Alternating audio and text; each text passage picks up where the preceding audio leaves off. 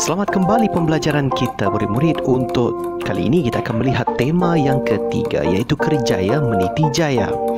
Mengapa jurusolek kesan khas diperlukan dalam penerbitan filem? Bagaimana pegawai tadbir diplomatik atau PTD dapat membawa imej baik negara ke peringkat antarabangsa? Apakah yang anda tahu tentang kiropraktik? Dan apakah faktor-faktor yang menentukan pemilihan sesuatu kerjaya? Semuanya selepas ini. Tolong gariskan usaha-usaha mengukur. Cara dia sama je. Berikan maksud rangkai kata arus kemajuan.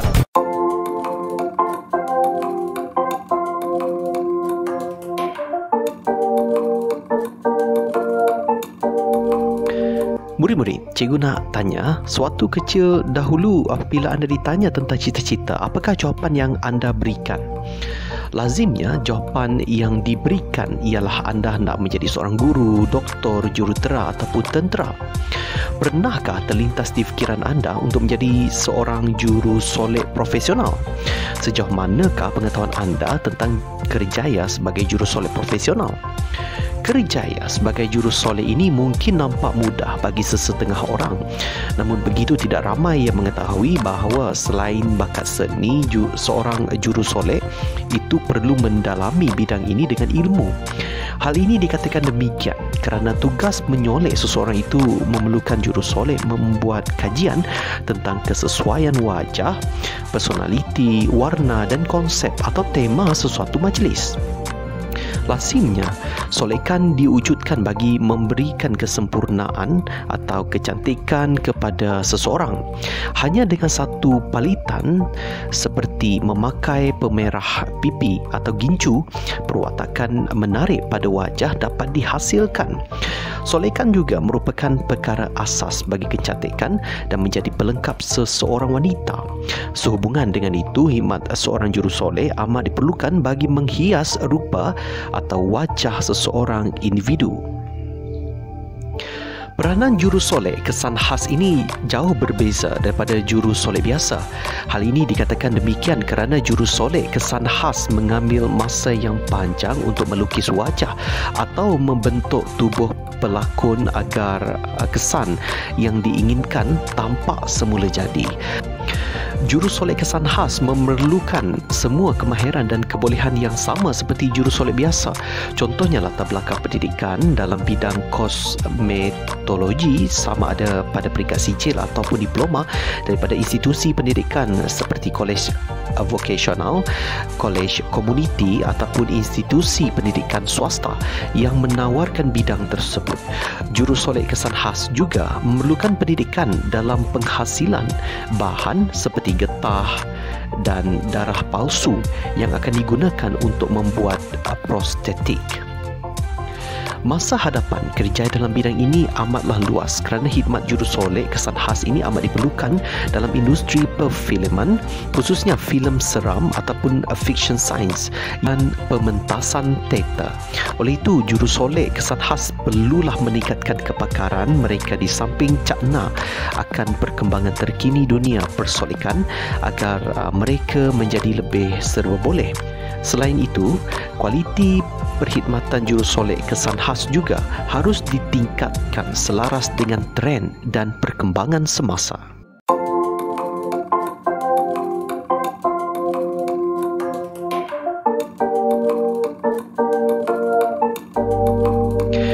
Murid-murid, tahukah anda kerjaya sebagai pegawai tadbir diplomatik atau dikenali sebagai PTD?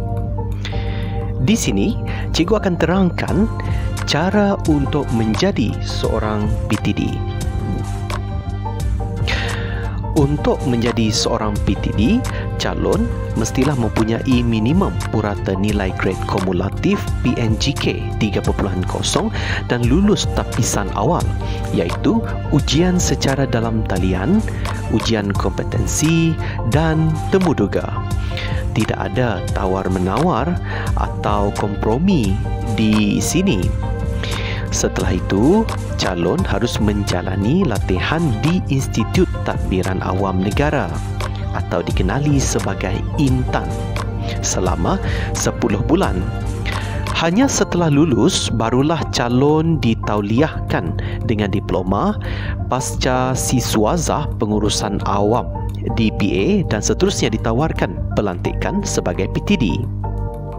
Baik murid-murid, sekarang ni cikgu nak tanya kelebihan menjadi seorang PTD dan mengapa kejayaan ini menjadi buruan.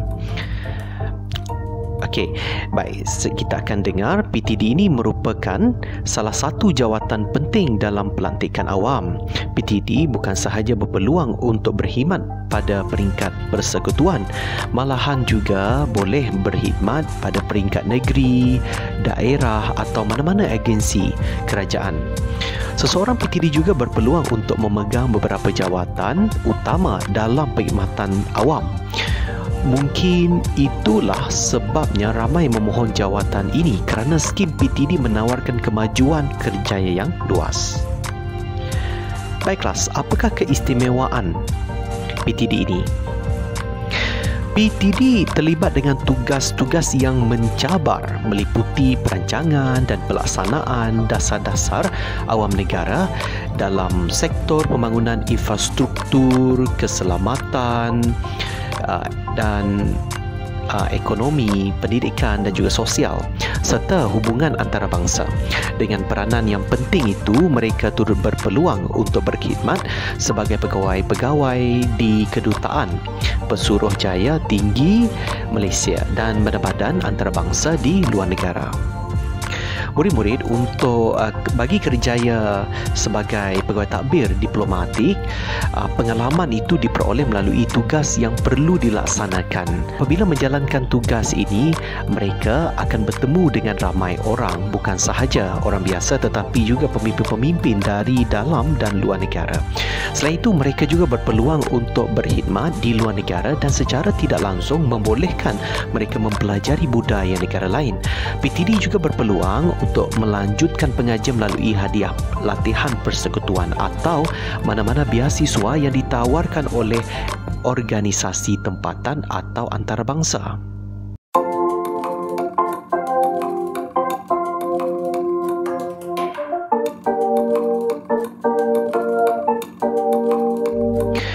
Murid-murid, adakah anda pernah mendengar kiropraktik? Apabila berlaku ketidakseimbangan pada tulang-tulang atau turutan tulang anda tidak normal, apakah yang akan anda lakukan? Siapakah yang akan anda cari? Lazimnya kebanyakan orang akan mencari tukang urut, tetapi kini ada alternatif lain yang dipanggil kiropraktik, iaitu menggunakan tekanan pada tulang belakang atau bahagian lain daripada tubuh seseorang oleh ahli kiropraktik. Fokusnya adalah untuk meletakkan tulang-tulang yang dislokasi di tempat asalnya. Murid-murid, apakah matlamat kiropraktik ini? Matlamatnya adalah memulihkan kesihatan dalam jangka masa panjang melalui penjajaran tulang belakang. Kelayakan seorang kiropraktor mempunyai ijazah sarjana muda dalam bidang berkenaan, berdaftar sebagai ahli dalam Persatuan Kiropraktik Malaysia atau Associations of Chiropractic (ACM), berdaftar dengan insurans ganti rugi profesional seperti yang dinyatakan dalam Kod Etika Federal of Complementary and Neutral Medical Associations Malaysia. Tugas kiropraktor melakukan terapi tisu lembut, iaitu merehatkan otot dan melegakan kekejangan. Menyelaraskan pergerakan sendi, iaitu menyesuaikan dan meningkatkan pergerakan secara perlahan-lahan. Memulihkan sendi atau otot lutut. Memulihkan dan mengekalkan pergerakan melalui senaman dan regangan. Dan yang terakhir, memastikan sendi bergerak dengan betulnya dan otot-otot di sekeliling berfungsi dengan baik. Apakah faedah kiropraktik? Mengurangkan sakit leher dan belakang, membantu memulihkan keupayaan untuk menghantar puls yang tidak selesa dan sistem saraf ke tisu dan organ tubuh, mengurangkan kesakitan dan ketegangan otot, membantu merehatkan dan mengurangkan ketegangan otot yang menyokong beban akibat masalah susunan tulang.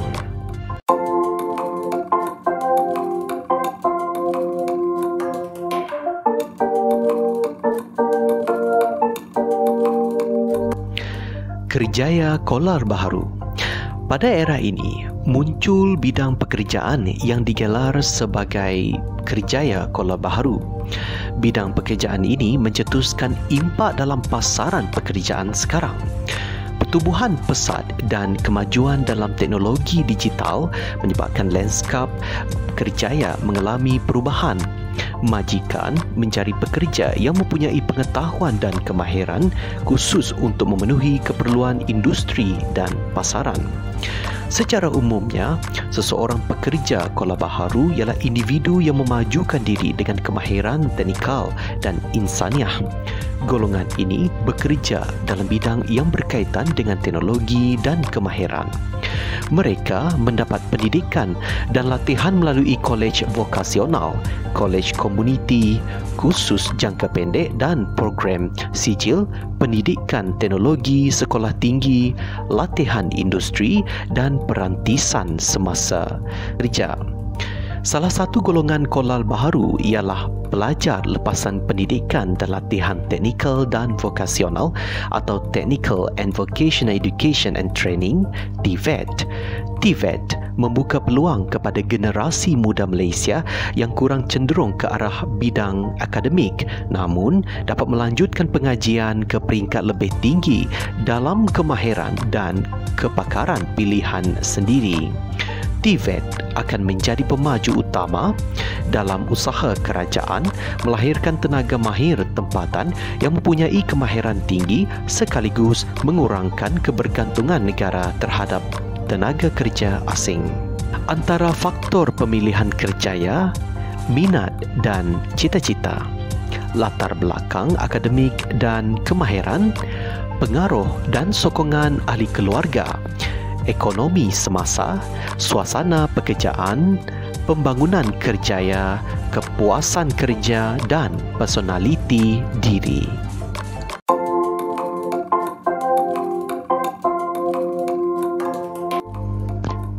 Murid-murid, kita akan lihat kata ganda.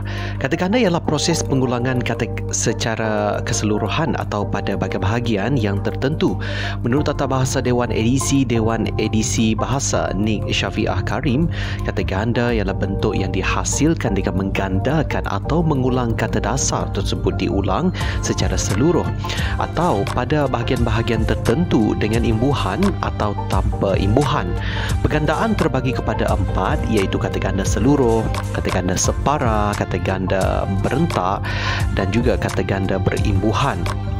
Sekarang, murid-murid kita akan lihat kata ganda seluruh ataupun penuh. Kata ganda seluruh atau penuh melibatkan seluruh kata dasar yang diulang atau digandakan tanpa sebarang perubahan bentuk. Contoh kata ganda seluruh iaitu kata nama daripada kata nama ini ialah buku-buku, kata kerja pusing-pusing dan juga kata adjektif cantik-cantik. Penggandaan penuh melibatkan pengulangan seluruh kata. Kata ganda ada yang bermaksud jamak, tunggal atau kedua-duanya. Kita lihat penggandaan. Api-api, makna jamak, banyaknya api, makna tunggal, sejenis serangga. Seterusnya kita akan lihat kata ganda separa. Kata ganda separa ialah kata ganda yang mengalami pengulangan suku kata pertama pada kata asalnya. Selain itu, bunyi vokal pada suku kata pertama berubah menjadi vokal yang dilambangkan dengan huruf I. Contohnya, kita lihat kata dasar layang. Kata ganda layang-layang dan juga kata ganda separa lelayang. Dan begitu juga dengan contoh yang berikutnya. Namun begitu terdapat juga pembentukan istilah baru dalam kata ganda separa ini seperti pepejal, cecair, tertuang dan juga sesendi. Kata ganda merupakan proses menggandakan kata dasar mengikut rentak bunyi tertentu dalam kata dasar tersebut. Seluruh kata dasar digandakan dan bunyi-bunyian tertentu diulang. Kata ganda ini terbahagi kepada 3, iaitu bagi jenis kata ganda persamaan bunyi di hujung. Contoh kuih muih, lauk pauk. Jadi contoh ayat, kuih muih itu terhidang di atas meja. Persamaan bunyi di pangkal pula, batu batan, bukit bukau. Contoh ayat, aktiviti gotong royong akan diadakan esok. Persesuaian bunyi keseluruhan pula, kusut masai, simpang siur. Contoh ayat, sebutnya kusut masai kerana ditiup angin. Dan kita akan lihat kata ganda yang terakhir, iaitu berimbuhan. Kata ganda berimbuhan ialah kata ganda yang menerima imbuhan sama ada awalan, apitan, sisipan atau akhiran. Contohnya awalan. Contoh kata ganda berimbuhan, bermain-main, menjerit-jerit. Jadi contoh apitan pula, bertolak-tolakan. Sisipan pula, tulang temulang. Dan akhiran pula, wangi-wangian atau tumbuh-tumbuhan. Murid-murid, sekarang kita akan lihat jenis dan juga bentuk akronim. Dalam buku pembentukan kata dalam bahasa Melayu edisi baharu, terdapat 3 cara bagi membentuk akronim, iaitu gabungan beberapa huruf awal rangkai kata yang terdiri daripada kata nama khas, gabungan suku kata dengan huruf atau gabungan suku kata dengan suku kata, gabungan suku kata dengan suku kata. Gabungan beberapa huruf awal rangkai kata yang terdiri daripada kata nama khas. Contohnya BIM, Angkatan Belia Islam Malaysia. KAFA, Kursus Agama Fardu Ain. IFTAR, Institut Penyiaran Tun Abdul Razak. JAIS, Jabatan Agama Islam Selangor. UPSI, Universiti Pendidikan Sultan Idris. Seterusnya kita akan lihat gabungan suku kata dengan huruf awal atau gabungan suku kata dengan suku kata. Contohnya MARA, Majlis Amanah Rakyat. PERKIM, Pertubuhan Kebajikan Islam Malaysia. Bernama, Berita Nasional Malaysia. Petronas, Petroleum Nasional. Proton, Perusahaan Otomobil Nasional. Seterusnya, gabungan suku kata dengan suku kata. Contohnya, asbut, bermaksud perkataan asal dari asap dan kabut. Cerpen, cerita pendek. Pulihara, pulih dan pelihara. Hakis, habis, kikis. Manakala dalam buku Tata Bahasa Dewan edisi ketiga menyatakan akronim dapat dibahagikan kepada 4 jenis, iaitu dengan berdasarkan pencantuman bahagian perkataan bagi membentuk akronim. Kata akronim, cantuman huruf awal perkataan. Kata akronim, cantuman huruf dan suku kata perkataan sesedap sebutan. Kata nama akronim, cantuman suku kata awal perkataan dan kata akronim bahagian awal perkataan pertama dengan bahagian lain dalam perkataan yang mengikutinya. Kata akronim, cantuman huruf awal perkataan. ABIN, Angkatan Belia Islam Malaysia. KIM, Institut Kefahaman Islam Malaysia. ADUN, Ahli Dewan Undangan Negeri. BAKAT, Badan Kebajikan Angkatan Tentera. UKM, Universiti Kebangsaan Malaysia. IPTA, Institut Perguruan Tengku Ampuan Afzan. PKNK, Perbadanan Kemajuan Negeri Pahang. Kata akronim, cantuman huruf dan suku kata perkataan sesedap sebutan. Di sini ada senarainya. Seterusnya kita akan lihat kata nama akronim cantuman suku awal perkataan. Sebagai contoh, cerpen, cerita pendek, kugiran, kumpulan gitar rancak, pawagam, panggung, wayang, gambar. Purata, pukul rata. Tadika, taman didikan kanak-kanak. Tabika, taman bimbingan kanak-kanak. Dan halaju, hat laju.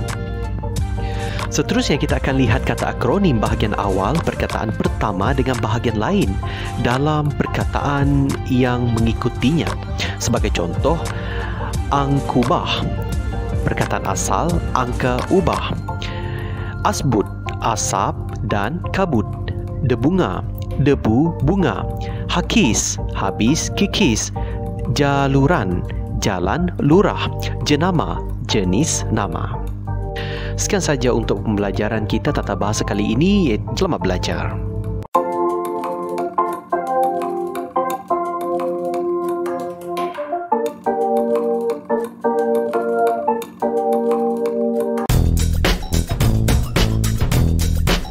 Tolong gariskan usaha-usaha mengukur. Cara dia sama je. Berikan maksud rangkai kata arus kemajuan.